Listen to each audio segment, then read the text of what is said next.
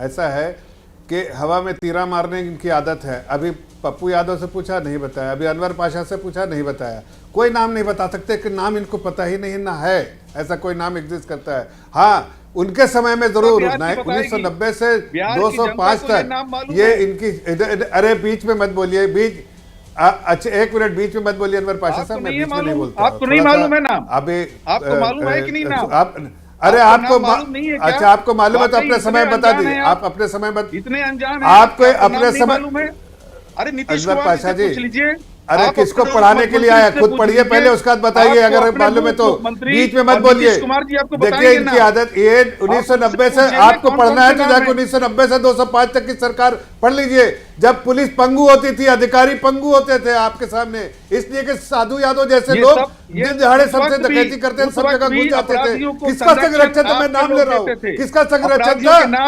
संरक्षण किसका मिला था? वो मुख्यमंत्री आवास से, मुख्यमंत्री आवास से, मुख्यमंत्री आवास से निकलते थे लोग और वहां अपराध करते थे। अपराधियों को संरक्षण आपके लोग देते थे, आपके मुख्यमंत्री आवास से मिलता था। ये मैं कह रहा हूँ, पूरे प्रदेश की जनता कह रही है। और जब भी याद आता है अपनी अपनी बारी में अनवर पाशा जी, ठीक है, आपके आरोपों पर जवाब दे लेती हूँ। जफर इस्लाम साहब, आप इधर उधर की बात मत कीजिए। 40 घंटे गुजर चुके हैं, ये आपकी जिम्मेदारी है सर। आप छोड़िए ना आरजेडी को, उनके कार्यकाल में हर बार तो गिनाते रहते हैं आप लोग। अभी आप बताइए, आपके कार्यकाल में जो हो रहा है इस अपराध पर चिराग पासवान तक आरोप लगा रहे हैं आप लोग। विपक्षी दलों को तो छोड़िए, सत्ता पक्ष के खेमे से ही अब सवाल उठने लगे हैं कि क्या हाल बना दिया है बिहार का। छोड़िए आरजेडी को, कांग्रेस को, सत्ता में जो है उससे जवाब मांगा जाएगा ना। मैं तो कह रहा हूं, मैं सुन लीजिए, मैं तो चित्रा जी मेरी बात सुने। देखिए मैं यही तो कह रहा हूं कि हम अपराध को अप्रिशिएट नहीं करते हैं। हमारे साथी अगर कुछ बोल रहे हैं, क्या हम खुद बोल रहे हैं कि अपराध को संरक्षण हम एनडीए सरकार देती है, 0 टॉलरेंस।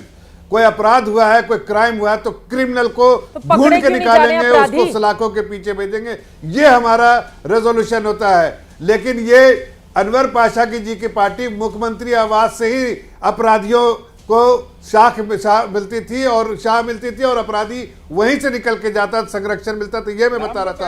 आज मैं कह रहा हूं कि कोई भी अपराध हो प्रदेश में, हम कभी भी लेकिन कारोबारी गुस्से में हैं। और आपको भी जफर इस्लाम साहब ये अच्छे से पता होगा कि बिहार में व्यापारियों का एक बड़ा वर्ग आप लोगों को वोट करता है ऐसी सुरक्षा के नाम पर जफर साहब। और अगर वहां पर कारोबारी अपने आप को महफूज महसूस नहीं करेंगे तो जरा सोचिएगा कि वोट जिनके नाम पर आप लोगों ने लिया है उनको सुरक्षा दे पाने में सरकार क्यों नाकाम हो रही है। व्यापारियों का बड़ा वोट मिलता है आप लोगों को, लेकिन जब उनकी सुरक्षा की बारी आ रही है तो फिर वहां पर सरकार इतनी नाकाम क्यों साबित हो रही है।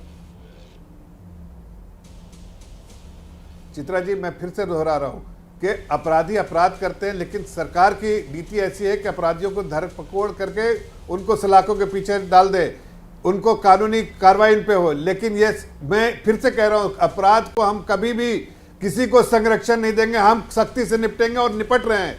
लेकिन इनसे जरा पूछिए जो बात अभी कर रहे थे, अपराधियों का क्या हुआ, मैं इसका जवाब जेडीयू से ले लूंगी।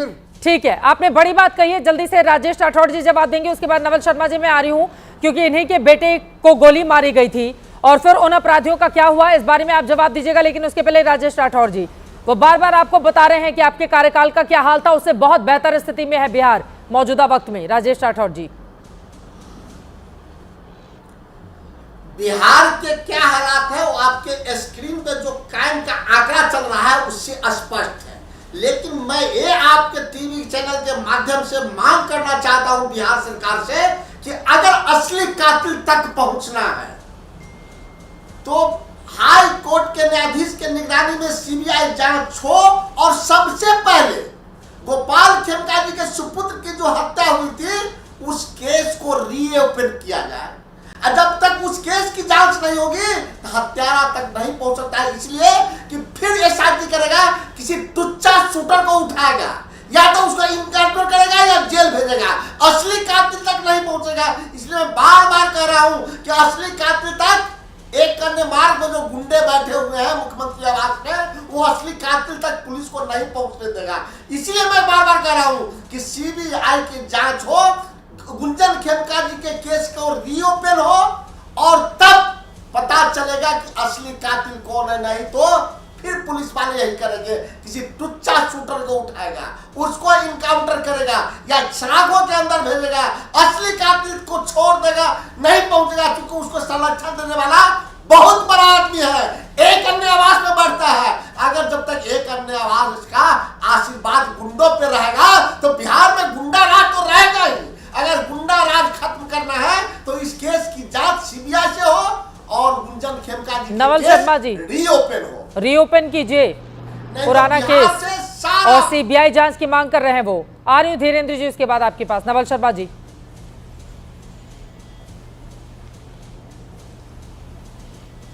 जी देखिए, शोरगुल में मैं आपके सवाल को भी नहीं सुन पाया बढ़िया तरीके से। वो कह रहे हैं कि उनके बेटे का केस रीओपन किया जाए और सीबीआई जांच की मांग कर रहे हैं वो।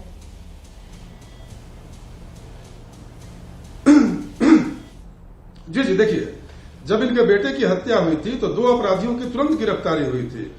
अभिषेक उर्फ मस्तू जो बाद में मारा गया था और राजेश आनंद की, दोनों की गिरफ्तारी हुई थी। और चूंकि जो शूटर थे वो सारे शूटर पकड़े गए और उसमें से एक शूटर मारा गया। तो अब यह मामला चूंकि सामने आया है तो पटना पुलिस जितेंद्र राणा जो आईजी हैं हमारे, उन्होंने साफ निर्देश दिया है कि इस पूरे घटनाक्रम से जुड़े हुए जो भी मामले हैं उन सारे मामलों की बारीक समीक्षा की जाए और जो भी संबद्ध लोग हैं, यदि कोई पुलिस पदाधिकारी भी तनिक भी लापरवाही का शिकार पाया गया तो उसके खिलाफ कार्रवाई की जाए। अरे चुप रहिए, चुप रहिए।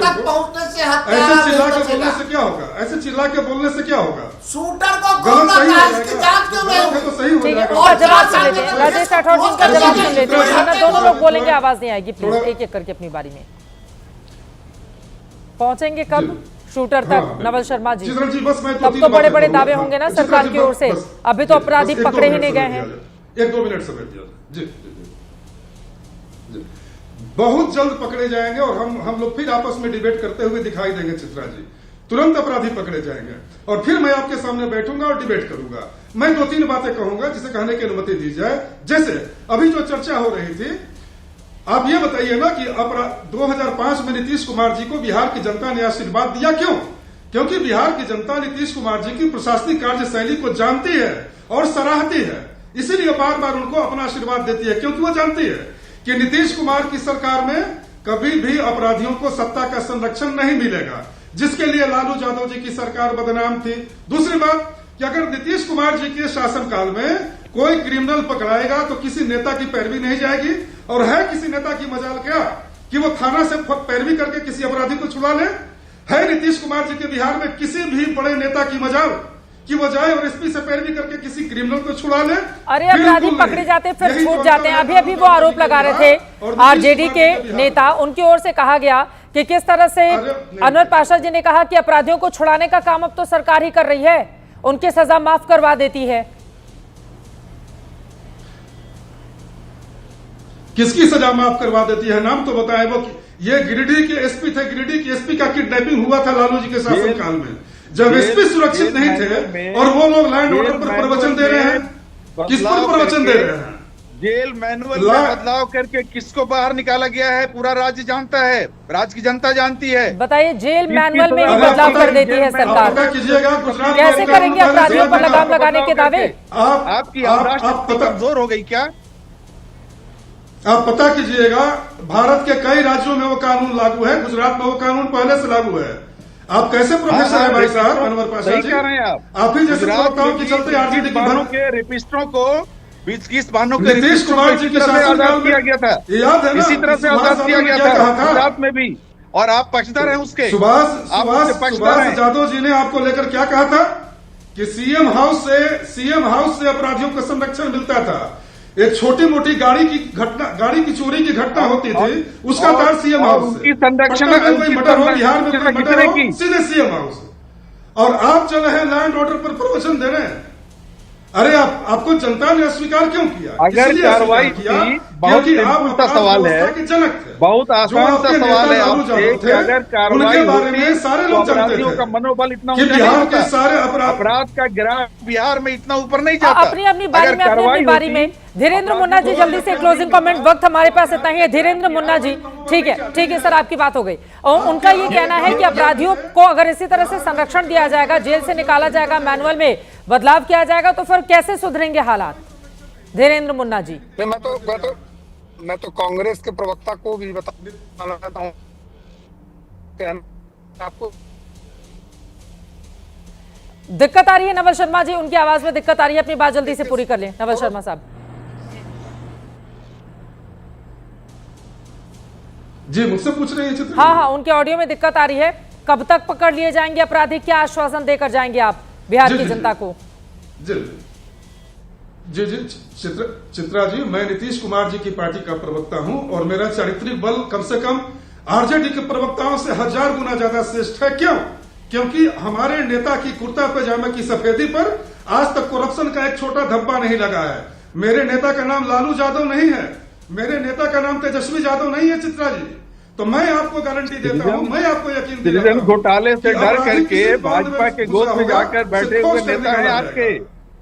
चलिए, वक्त हमें इतने की इजाजत देता है। तमाम मेहमानों का बहुत धन्यवाद हमारे साथ चर्चा का हिस्सा बनने के लिए। 2005 से अगर नीतीश कुमार मुख्यमंत्री हैं, बीच के कुछ ड्यूरेशन को छोड़कर तो पलटकर उनसे सवाल पूछा जाएगा। जनता को गारंटी दीजिए ताकि दोबारा इस तरह के अपराध के मामले बढ़े नहीं। अगर एक कारोबारी की इस तरह से हत्या कर दी जाएगी पटना जैसे जो कैपिटल है वहां पर, तो फिर सोचिए बाकी हिस्सों का क्या हाल होगा। अपराधी 40 घंटे से ज्यादा का वक्त गुजर चुका है, पकड़े नहीं गए हैं, पकड़े कब जाएंगे यह भी बड़ा सवाल बना हुआ है। और इस तरह से बढ़ते हुए अपराध पर लगाम कैसे लगेगा, यह अपने आप में एक बहुत बड़ा मुद्दा है। आगे आने वाले वक्त में लगातार एबीपी न्यूज इस पर जवाब देता रहेगा।